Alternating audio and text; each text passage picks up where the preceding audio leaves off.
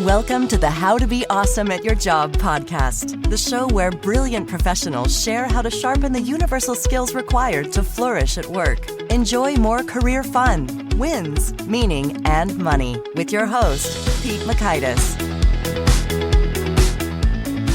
Hello and welcome to episode 882 with Hal Hershfield. Hal has some excellent perspective on how you can set your future self up for success by making wise decisions, taking into account your future self, and then ultimately sticking with them so good things happen for you. So you'll learn 1, why you should build a relationship with your future self, 2, how to motivate yourself to do the hard things now, and 3, the key to creating lasting habits. So if you'd like to check out the show notes or the transcript or the links to items that we've mentioned here, please visit us over at awesomeatyourjob.com/EP882. Now here's a bit about Hal. Hal Hershfield is a professor of marketing, behavioral decision-making, and psychology at UCLA's Anderson School of Management and holds the UCLA Anderson Board of Advisors Team Chair in Management. His research sits at the intersection of psychology and economics and examines the ways we can improve our long-term decisions. He earned his PhD in psychology from Stanford University. Hershfield publishes in top academic journals and also contributes op-eds to the New York Times, Harvard Business Review, Wall Street Journal, and many others. He also consults with the Consumer Financial Protection Bureau, many financial services firms, and marketing agencies. He is the recipient of numerous teaching awards, such as the 40 Most Outstanding B-School Profs Under 40 in the World by the website Poets and Quants. His book, Your Future Self, How to Make Tomorrow Better Today, is out now. Big thanks to Hal for sharing his wisdom with us, and big thanks to our sponsors. Check them out. And big thanks to our sponsor, Acorns. Acorns makes it easy to start automatically saving and investing for your future. You don't need a lot of money or expertise to invest with Acorns. In fact, you can get started with just your spare change. Acorns recommends an expert-built portfolio that fits you and your money goals, then automatically invests your money for you. NerdWallet.com, whom I love on these sorts of matters, gives Acorns a whopping 4.7 stars and says, quote, if you want to make the most of your spare change, there's no better place to do that than Acorns. Head to acorns.com/awesome or download the Acorns app to start saving and investing for your future today. And we got a legal disclaimer here. It may not be representative of all clients. Tier 1 compensation provided. Compensation provides an incentive to positively promote Acorns. View important disclosures at acorns.com/awesome. Investing involves risk, including the loss of principal. Please consider your objectives, risk tolerance, and Acorns' fees before investing. Acorns Advisors LLC, Acorns, is an SEC-registered investment advisor. Brokerage services are provided to clients of Acorns by Acorns Securities LLC, member FINRA/SIPC. For more information, visit acorns.com. One sponsor to check out is Harvard Business Review. This brilliant magazine, published at hbr.org, is the leading destination for smart management thinking. Fun fact, HBR has been mentioned in 108 episodes of the show. That's because HBR has great stuff that comes up often. They've got explainer videos, podcasts, real-world case studies, and much more. I think of HBR each night that I put on my special orange glasses. Their article, Will Blue Light Glasses Improve Your Sleep?, revealed that those who wore them reported better sleep and a 7% improvement in work performance as compared to those who wore the sham glasses. So I cite HBR anytime anyone tells me that I look silly wearing them. Now, much of HBR's content is available for free when you sign up at their site. Subscriptions that get you unlimited content cost $10 a month. If you visit hbr.org/subscriptions and enter the promo code AWESOME, you can save 10% off of that subscription. Again, to save 10% off of your HBR subscription, go to www.hbr.org/subscriptions and enter the promo code AWESOME. One sponsor to check out is Storyworth. Whenever I'm thinking about meaningful Father's Day gifts, Storyworth leaps to mind. Storyworth helps you preserve precious memories and stories from your father for years to come. Each week, Storyworth emails your loved ones a thought-provoking question that you get to help pick, such as, what's the bravest thing you've ever done? I personally love their prompts so much that I have refreshed Storyworth's questions page many times looking for more. Storyworth makes the writing process super quick and easy. All your loved one needs to do is respond to that email with a story, and then you get a quick copy of that. And after a year of this fun, Storyworth compiles your loved one's stories and photos into a beautiful keepsake hardcover book that you'll be able to share and revisit for generations to come. Families love Storyworth so much, they've got 25,000 five-star reviews on Trustpilot and have millions of stories preserved. So give all the fathers in your life a unique, heartfelt gift they'll all cherish for years. Storyworth. Right now, you can save $10 on your first purchase when you go to storyworth.com/awesome. That's storyworth.com/awesome to save $10 on your first purchase. Now, here's Hal. Hal, welcome to How to Be Awesome at Your Job. Hey, thanks so much for having me, Pete. I'm so excited to dig into some of the wisdom in your book, Your Future Self, How to Make Tomorrow Better Today. But first, I wanted to hear from you. Could you share one of the best and one of the worst decisions that you've personally made on behalf of your future self? That's a good one. Ooh, okay. Best would be, the easy answer there is, marrying my wife, right? That's got to be the obvious one. I don't know. If she's listening, it's the easy, obvious one. Yeah. Yeah. So I don't know if should I come up with another answer? We'll count it. Worst decision. Oh man, it's like there's so many to choose from there. So, okay. Worst decision is more of a sort of a perpetual thing and not one specific decision, but I tend to be really bad at taking care of small tasks. I procrastinate on them, and it is regularly bad for my various future selves. Is there a category of tasks that gets procrastinated all the time? Oh yeah. Anything with regards to like administrative, filling out receipts or like submitting a claim for insurance or, doing my car registration, those sorts of things that like require like some amount of work. I don't know why. I know why. I don't like doing them. I always find them I like worried that I'm not going to fill it in right. And then I just keep pushing it off. That's right. Well, and then sometimes, I don't know what this says about me, I'm frustrated that the system isn't easy. In a world of apps and like iteration and constant improvement in our technology and processes and web forms and apps and stuff, it's like, wait, seriously? I got to like mail you a check? I have to print something out? Or really? I don't know. Game over. As soon as it says print this out, it's like game over, because the chances that like the printer in my office or the printer at home will work is considerably low. Oh yeah. Do you have the paper? Do you have the ink? And what I love it is that Amazon, super customer focused. I now notice when I try to print a return label, it said one of the options was, we'll print it for you and mail it to you in like 4 business days for like 50 cents or so. I don't remember. The price was pretty quick. I was like, they know that printing a label is too much for many of us. It's such a sad comment, but it's so true. And I love, remove the friction, right? Make it easier. Mm-hmm. All right. Well, so I'd love to hear, while putting together and researching the book, Your Future Self, any really surprising or extra fascinating and counterintuitive discoveries you made in the research. Yeah, I actually think one of the more counterintuitive parts that I came across in researching the book was the idea that we can experience what's known as hyperopia. And that what that means is, well, often in my research, I focus on what's called myopia, when we're too sort of tunnel focused, we have tunnel vision on the present. Hyperopia is when we reverse that. We focus so much on the future that we miss the present. And the irony there is that in doing that, we end up making things worse for ourselves in the future as well. And that was a bit of work that it really surprised me. I hadn't really thought about that possibility before. Mm-hmm. Could you give us an example? Have you ever had a gift certificate for a restaurant? Oh, yeah. And you're just waiting for the perfect opportunity to use it? Oh, yeah. Mm-hmm. And you're doing it because you're thinking, I really want to maximize this. And I want this to be good so that future version of me that gets to go there. And you wait and you wait and you wait, and it closes. Mm-hmm.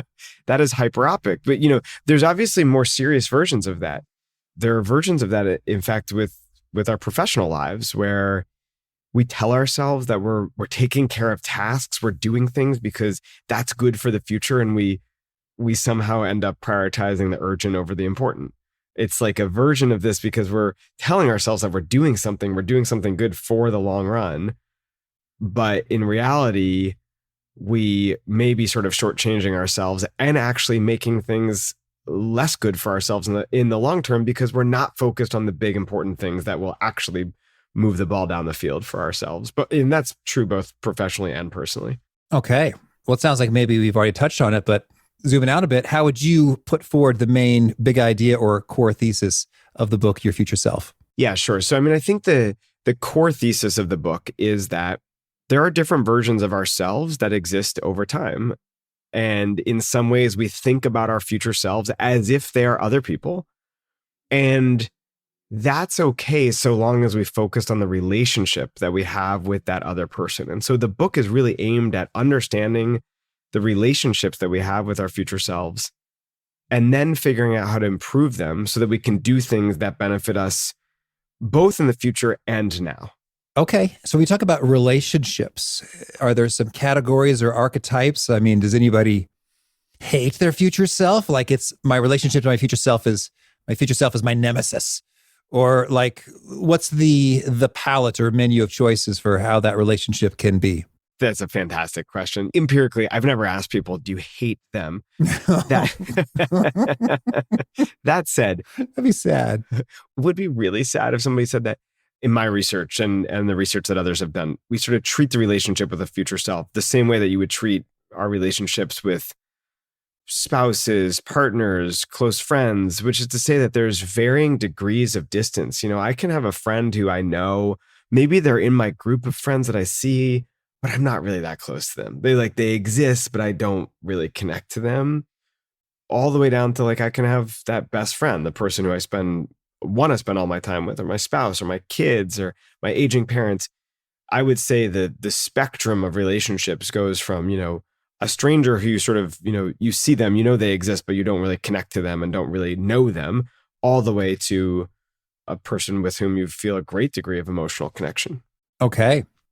And so this is all intriguing from a thought experiment kind of a world, but could you lay it on us in terms of what's at stake? What are the implications of getting this relationship right versus not so right?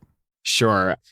We've looked at a variety of different things. So one thing we know, the people who are more connected to their future selves, they've accumulated more assets over time. Financially speaking, exactly. Okay. We know that people feel more connected. They report greater subjective health. We've found that they're less likely to endorse unethical business practices. In other words, this is another sort of trade-off. If I feel a lack of connection to my future selves, at doing something that might financially benefit me right now, but I could suffer some consequences later, well, maybe that's okay. I'm not really thinking about later. Other researchers have found that people that are connected to their future selves, they do better in school, higher grades, and even experience greater amounts of life satisfaction and meaning in life. And I should say, there's always other factors and variables at play. And across these different studies, we've tried hard and others have tried hard too, to sort of isolate and say, well, even in the face of things like age or education, do these relationships bear out? And sure enough, they seem to. Okay. Well, so when you talk about this connection, what does that maybe look, sound, feel like in terms of our internal dialogues when we have a good, rich connection to our future self versus the non-desired alternative? It's a really fascinating question that you raise, because it's not, I should say, we don't ask people, what does that conversation look like? Most likely there's so much, idiosyncratic behavior and answer that could be given. I don't really know what the answer would be, but here's my suspicion. I suspect that a conversation with a future self who I care deeply about is going to look more like the way that I think about and treat the people in my life who I really want to care for and take responsibility for. The same way that you might feel about your spouse if you really are connected to them, or the same way that you might feel about your kid, or even, I could think about the workplace, a coworker that you really appreciate, or even an employee that they're sort of under you, but you still take an interest in their well-being. That's the type of connection or relationship that we might see when we see a high degree of overlap between current and future selves. Yeah, that's good. And now I'm thinking about how recently, this isn't an earth-shattering story, but I felt the implications. I sometimes, maybe most of the time, my desk is not the tidiest. And so we've accumulated little Croy cans and more, just so in papers and all over the place. And so it was a Friday. I took some time, I'm just going to clean this up really well. And so I did. And then Monday, I came in and I was surprised. I had forgotten that my office desk had been cleaned by me in the past. And I said, oh, how delightful.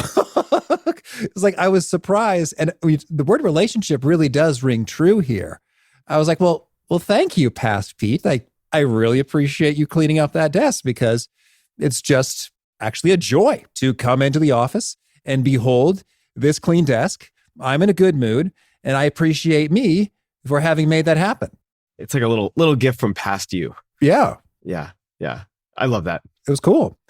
And yet most of the time though, I don't have that relationship in terms of like good or bad. I don't know. Like you step on the scale or you look at the mirror and go, oh, past self, you really should have been watching the calories a little more, or hitting the gym a little more, or watch the diet when you get a check-in with the doctor. It doesn't even occur to me to think about past self in that relationship kind of a way. It's funny. I can relate to that, right? There's so many of those times where we're sort of not thinking about all the different actions that we have and how they add up, right? The annual physical is a great example of that. When you say, oh, your cholesterol's a little high, it's like, I can now recall the number of times that I ate in a way that probably wasn't good for my cholesterol. But in those moments, I'm not thinking about how each one of those kind of sums up to the sort of worst whole, But then on the flip side, the gift from my past self, it's like, I had this experience paying, I think I must have prepaid for a rental car going to a friend's wedding, completely had forgotten, I go up to pay for it and they're like, you already paid for it. I'm like, well, who paid for it? Like that guy that passed me? Like, what a sucker, but I'm glad he did it. Yeah, that's good. Or just sort of like accounts that accrue. I'm thinking about back when I was consulting, there was a benefit where you could use pre-tax dollars to fund your mass transit cards. Invariably, these things just accrued to large sums because it completely forgot, like they're sort of taken out of the paycheck. And then when people go off to business school, they'd say, hey, well, I'm going to Harvard. I'm not going to be in Chicago anymore. I've got a card with $300 of mass transit value, and I'm willing to sell it at a discount. I saw many of those emails actually in my time there. And so, yeah, you just autopilot forget, and sometimes that works in your favor. Yep, 100%. Absolutely. I'd love to hear, do you have any cool success stories or inspiring case studies associated with folks who were able to upgrade their relationship to their future self and then see cool things emerge as a result? Yeah, actually, one of my favorite success stories, it was really funny. This was, oh gosh, pretty deep in COVID, and I got this random email, and it's from a high school kid, Anmal was his name, and he basically reaches out and says, I've got to tell you, I went pretty dark during COVID. I think he was like a high school junior, and when it started, and he's having all of his classes are at home and he's not seeing his friends, and he says that my diet basically consisted of ice cream and Chick-fil-A and Fruit Loops. I forget which cereal it was, but nothing super healthy. No offense to any of those companies, of course. The Fruit Loops marketing brand managers is listening and enraged at you, Hal. Yeah, let me walk that back. Generic fast food restaurants. And he ends up gaining 30 pounds. Okay. And he said, I came across some of your research, and he said, I decided to try to put it into practice. And he said, I went online and I printed out sort of a ideal looking picture of myself. Skinnier, like he, used some sort of, I don't know which technology he used, but to make himself look a little skinnier and healthier. So I pasted that, I printed out, I put it in the bathroom, and I put it on the fridge. And he said, looking at that, basically like wherever I was in the house, like kept reminding me of the version of me I wanted to get back to and the version of me I wanted to become. And it wasn't that he just cut back on those foods. He also started exercising and, et cetera, et cetera. And he said in the span of several months, he ended up losing that weight. I think it was, I forget the exact amount of time. He's a high school kid, so I think he's probably able to gain and lose weight a little bit easier he's able to lose weight a little bit easier than the rest of us. But I was really inspired by him because he was trying to consider a version of his future self who he wanted to become. And I think that sort of like forced him or prompted him or kept him, held his hand along the way to do the things that he needed to do to get there. Well, that is excellent. And well, my key takeaway from that is to find the website that lets me visualize Buff Pete and take a look at that image, see what that does for me. And so that's cool in that it made it very real, concrete, visualizable. It's like, oh, okay. So as opposed to amorphous, like, oh, the future me is something off in space or in my imagination, as opposed to something I could potentially behold with my eyes. visually. That's cool. Yeah, and I think that's right because, to some degree, if I say think of, future Pete, there's probably a lot of different images that could arise there. And you might be able to create sort of an average of them, sort of an amalgamation of them. But that, this specific image is vivid. And that's, that can be a pretty strong motivator for behavior. Now I've got like an actual version of me I'm thinking about looking at. Okay. Well, so can you lay it on us? Are there some other actionable approaches we can take to do a better job at making prudent decisions and actions in the present that benefit our future selves? Yeah, absolutely. So I'll mention a couple. The marketing professor in me, of course, is saying, you have to buy the book to find out all of it. Oh, sure. But I'll mention a couple. So there's a category of strategies that involve trying to bring the future self closer to the present. One of those things, of course, is vividly visualizing the future self. That doesn't have to be just through apps. There are these apps that do age progression pretty well. But, we can also try to get people to write a letter to their future self and then write one back from that future self. Okay. It's a really cool activity because it forces you to not only think about the future, but then to sort of go into the future and look back to now, which is ultimately putting yourself in the shoes of your future self, seeing the world through their eyes. That's vividness enhancing exercise. There are other strategies, though, that don't involve necessarily trying to bring the future self closer, but rather involve making the present, or rather making present day sacrifices easier.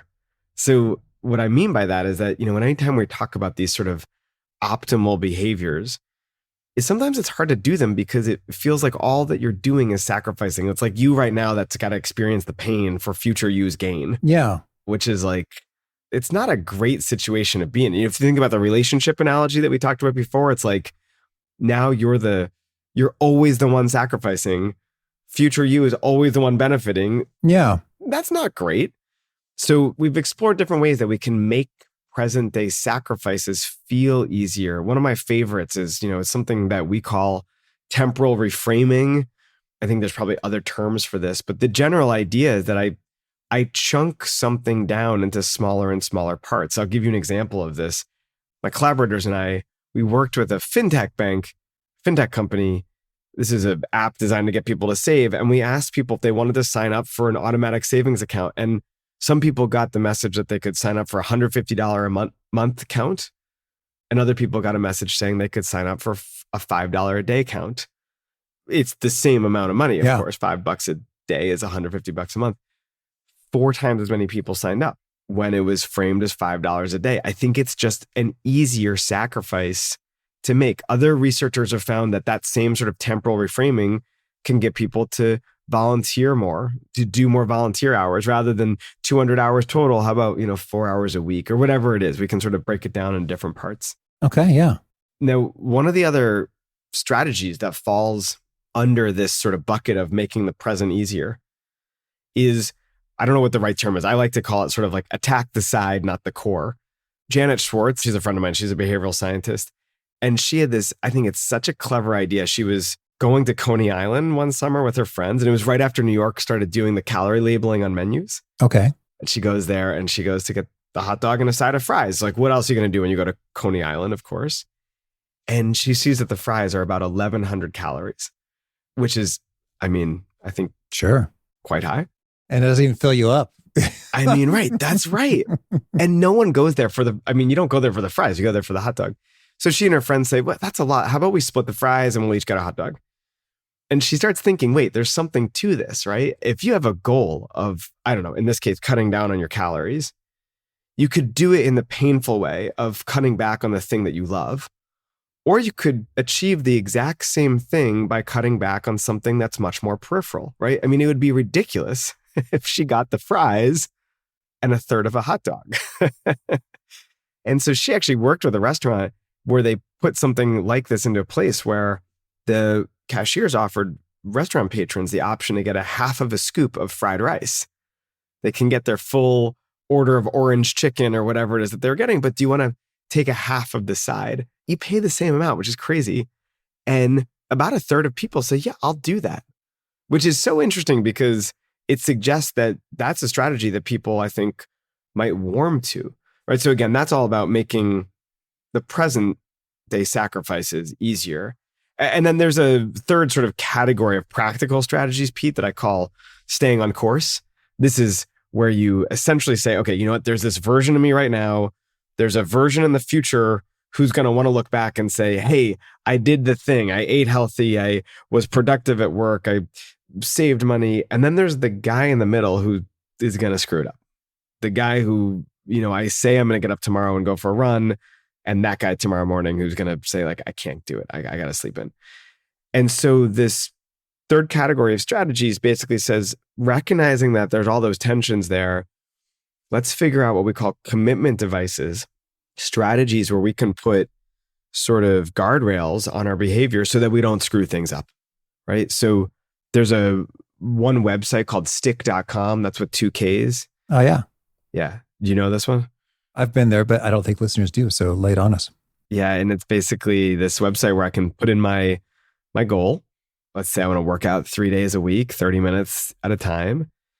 And then I'll say, who's going to follow up with me? It's going to be you, Pete. And I'll give it my credit card and I'll give it the name of an anti-charity.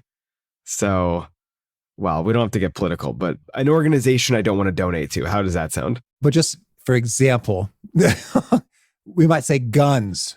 Some people might be pro-gun. Some people might be anti-gun. And so you can imagine your dollars flowing in the direction you don't want it to go, just to make it real for folks. Yeah. That's really good. Or you could say Trump versus Biden, right? Mm-hmm. Somewhere on either side. Now you're going to call me at the end of the week and you're going to say, how did you do it? Did you work out 3 times? And I'll say, Pete, this week was tough. I only worked out twice. And you'll say, okay, good to know. You're going to click no on my account and instantly $200 is going to go toward that charity, that organization that I don't want to donate to. That's a pretty strong motivator. Now, I'm not saying I won't mess up, but it might make it a lot harder for me to like stay in bed a little bit longer if I know doing so is going to cost me possibly hundreds of dollars and not towards some charity that I want to donate to, but toward one I don't want to donate to. And there's other versions of this. There's all sorts of levels of commitment devices, which I get into in the book. But the key here is picking something that is a strong enough punishment to deter the behavior that we don't want to do, but not so strong that I don't sign up for this to begin with. Yeah, absolutely. And to that point about it not being too strong, it's funny. I've chatted with folks about Stick or stickk.com. And they said, I think that's really effective motivator, but like that charity is so evil to me. Like I don't even feel morally okay with setting that structure up in my life. And so my wife and I, we were joking. We were saying, well, what's as a thought experiment, what is something that would hurt to give money to and yet doesn't feel morally problematic? And I think we found some like super ritzy country club. So it's like, they don't need our money. They don't need it. Who knows what it's going to go to, like polishing golf balls or something. I don't even know what they would do with extra money. They don't need it, but it wouldn't be evil for them to get it. It's so good. And because it's not morally reprehensible. That's so good. Yeah. It just feels really bad for them to get it. There's another version of this that doesn't involve a financial punishment. It's a product called the Pavlok. We interviewed that guy. Oh, did you? Okay, that's fantastic. Yeah, Manish Sethi, back in the day. Yeah, that's awesome. Okay. I tried one. It's not comfortable. Yeah, I had a student who told me he just has the hardest time getting out of bed and put it on basically the more you snooze, I forget what his setting was, but it's like if he snoozed more than a couple times, he'd start getting shocked by this thing. Yeah. To get him out of bed, right? It's good. It's like a rubber band around your wrist, but more unpleasant. Yes, exactly. But again, that same principle holds. It's like if the shock is so unpleasant and you have to push a button to administer it to yourself, then you may not do it. So I like the automaticity and I like the third party bits. But in a way, that's part of the fun. It sounds like you have a lot of examples in the book, is to think about, it's like, well, what works for you based on, is it so repugnant you can't even countenance doing it? Okay, well, then maybe something else. But is it so minor you don't even care? It's like, okay, well, you got to crank it up. Right, exactly. It's funny. I have this thing now. In writing the book, I ended up talking to this guy, Dave Krippendorf, who founded this company. It was originally called Kitchen Safe. And basically a little box you put in the kitchen. There's a little electronically timed lock on top of the box.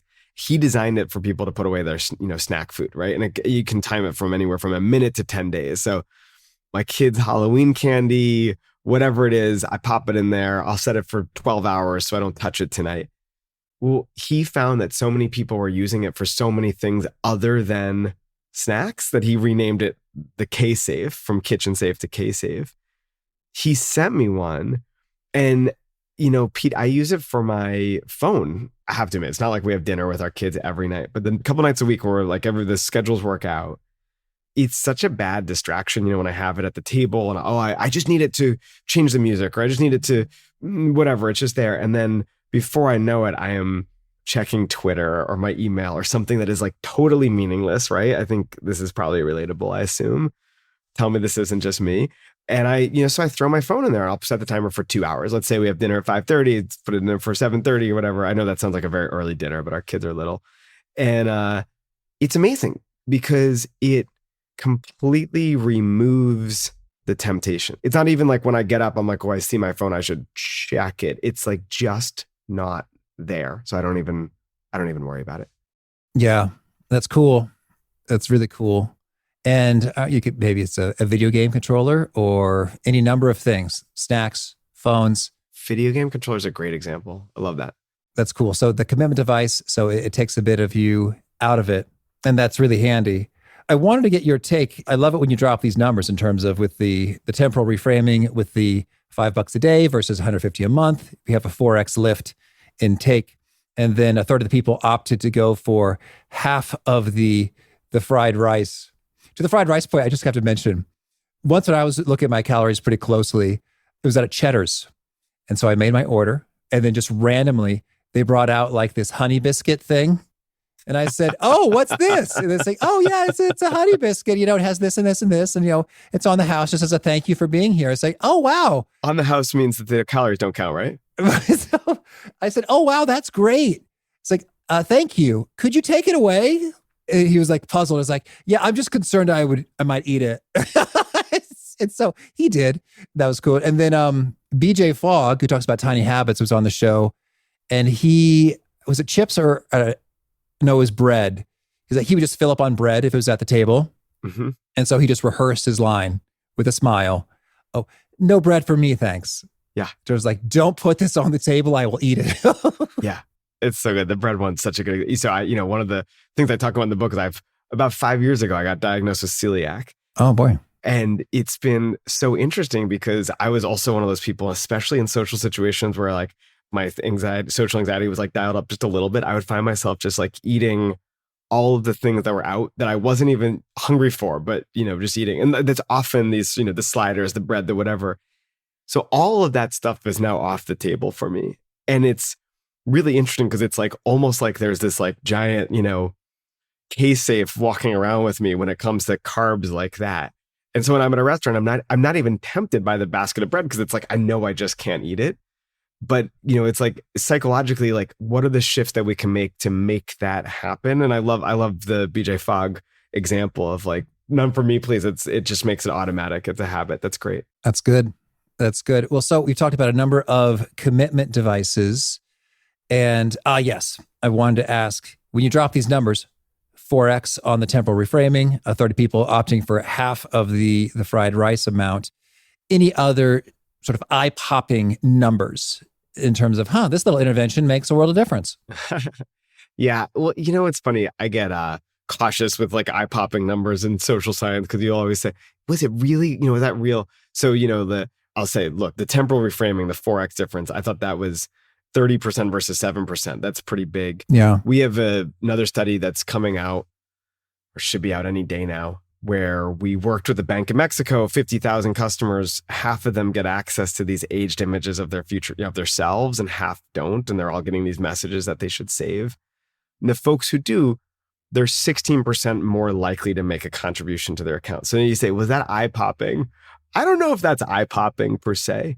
But what I find exciting about this is that if I can get 16% more people to do anything when it comes to behavior, man, that can really add up and compound over time. You think about that for voting or like taking care of your teeth or your health, or in this case, making a contribution to your retirement account. That really can add up and compound in ways that are really beneficial over time. And I'm also thinking about sort of general decision-making. when it's not a matter of discipline, but rather just considering options, is there a way you recommend taking into account our future selves in the decision-making process? I think that is such a good question. It's funny because so much of my research has been focused on how do we relate to our future selves? How do we connect to them and so on? But I don't think the answer here is you should talk to them and think about them all the time, right? I think that's, well, first off, we're going to start ignoring them. Secondly, I just don't think it's sustainable. So I think that there's probably some sort of balancing act here. And I wish I could say to you, the research says this is the amount of time you should talk to your future self and this is the amount of time that you shouldn't. We don't know that. And in all honesty, if I were to do that study, I'm sure there would be so many sort of individual differences there. For some people, it makes sense to talk more and some people less. Here's what I will say, though. My suspicion is that when it comes to big decisions and things that once you decide, there's some sort of automaticity that will carry out over time. So like signing up for a savings account, signing up to work with a nutritionist or a career coach or whatnot.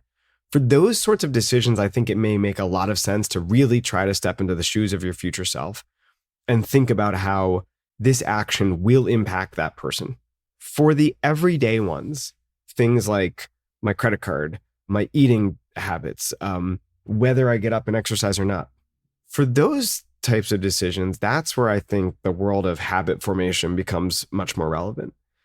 But I want to say that we should start, before we can even start going down the path of habit formation, it makes sense to have that conversation with our future selves and strengthen that bond with them so that now I can essentially get the ball rolling and get the process started to do those things that will ultimately benefit me later, but also now. All right. And I'm curious, is there an overwhelming category of activities or domains of responsibility where people undercount their future self? Wow, that's great. So not that I know of, I can't say, that there's this one thing, right? It's easy to point to the different domains that sort of we know pop up all the time, right? So under saving and overspending, overeating, not exercising enough.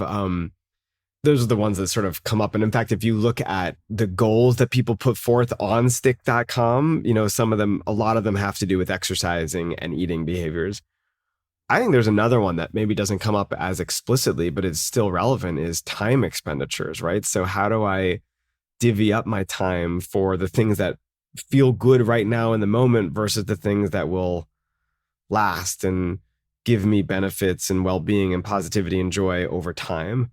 And, as an example to get concrete, I don't know if you have this, but I have this, the thing that comes up a lot for me is I know I should call one of my buddies, a friend I haven't seen in a while, just to catch up for 20 minutes, 30 minutes, or even set aside a night to go out and get drinks or dinner or whatever.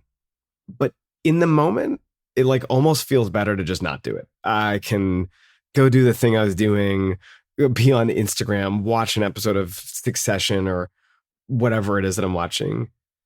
And there's a little present moment bump from just kind of being lazy and ignoring that phone call or the plan making.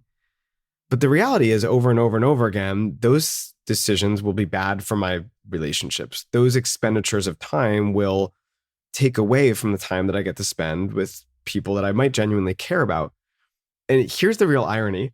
If I sort of get over that initial little discomfort and reach out and call my buddy or set up a plan to have dinner with them, and that's true, by the way, for our spouses and our other family members too, those things are good for the long run, but they're also good for now too. I haven't once left one of those phone calls with an old friend and said, wish I hadn't done that.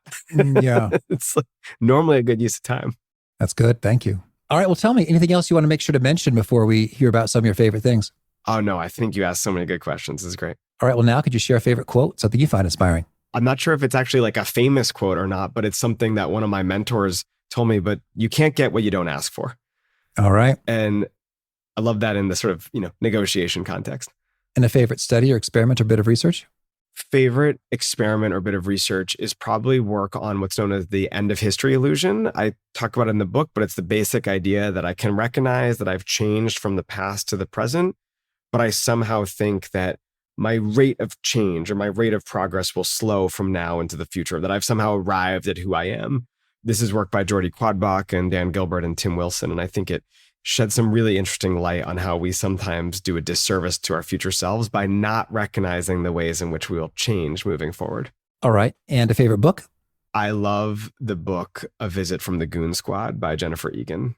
And it is all about different sort of friends, but some of whom are connected and some of whom aren't. And the sort of these various little interconnections that exist both within a certain group in New York City, but then also over time. This is from like 10, 12 years ago. And it's just sort of a fascinating examination of the web of connections that exist between the people we know now, as well as like, from the past into the future. All right. And a favorite tool, something you use to be awesome at your job? Evernote. Okay. I don't know if that's the type of tool that you're looking for. Oh, sure. But being able to have sort of my notes everywhere, wherever I am, is super useful for me. There's always things that are popping up. And then anytime I've told myself I'll remember that thing later, I pretty much never do. And so being able to jot it down quickly and have it assumed to everything else is so important for me. All right. And a favorite habit? My wife and I started to plan out the meals that we're going to have, whatever it is on Friday or Saturday more or less for the rest of the week. And it has drastically decreased the tension involved around what should we have for dinner every night, and drastically increased my efficiency and productivity the rest of the week because I don't have to spend that time thinking about what are we doing for dinner. I just look at the little sheet. It's like, oh, that's what we planned out. Okay. And is there a key nugget you share that really seems to connect and resonate with folks that quote it back to you often? So one of the key nuggets that I think people sort of quote back to me often is it's really more just the big idea that there can be this future self. All right. This salient future self that can exist in the future. I've heard a lot of people say to me, I haven't thought about things that way. And it gives me sort of a person to consider and then also an optimistic take on where I'm going through time. All right. And if folks want to learn more or get in touch, where would you point them? Yeah, you can go to my website, halhershfield.com. Everything about my research and my book and whatnot is there. You can find me on LinkedIn or Twitter as well. All right. And do you have a final challenge or call to action for folks looking to be awesome at their jobs? I would say one final challenge for folks who are looking to be awesome at their jobs is to consider not the trade-offs between now and later, but to think about the harmony between now and later. So think about the things that you are doing at work and at your jobs that will benefit you now and may not benefit you in the future, but then also switch the focus. Think about the things that you can do right now that will provide benefits both now and later, and then consider how you're spending your time in those different pursuits. All right. Hal, this has been a treat. I wish you and your future self much luck. Hey, thanks, Pete. I appreciate it. I love what Hal had to say about those commitment devices and how that can really go a long way, whether you're getting electrical shocks from the Pavlok or using stick.com or just a buddy accountability friend to help reinforce the behaviors you're after. They can really go a long way. Again, the show notes, the transcript, and the links to items referenced are found at awesomeatyourjob.com/EP882. Hope to catch you next time, and peace. Thanks for listening. To get the most out of the show, we recommend 2 key things. First, check out the extra resources at awesomeatyourjob.com. You can find this episode's transcript and links, as well as the perfect episode for your situation. You can search the full-text transcripts of hundreds of episodes or explore episodes tagged by topic and competency covered. Second, subscribe to the podcast and get future episodes automatically. You can subscribe by telling Siri and several other smartphones and speakers, subscribe to the How to Be Awesome at Your Job podcast, or by tapping subscribe in your podcast player of choice. If you'd like some extra help figuring out podcasts and how subscriptions work, visit awesomeatyourjob.com/subscribe for guidance. Hope to catch you on the next episode of How to Be Awesome at Your Job. 1, 2, 3, 4. Those are numbers.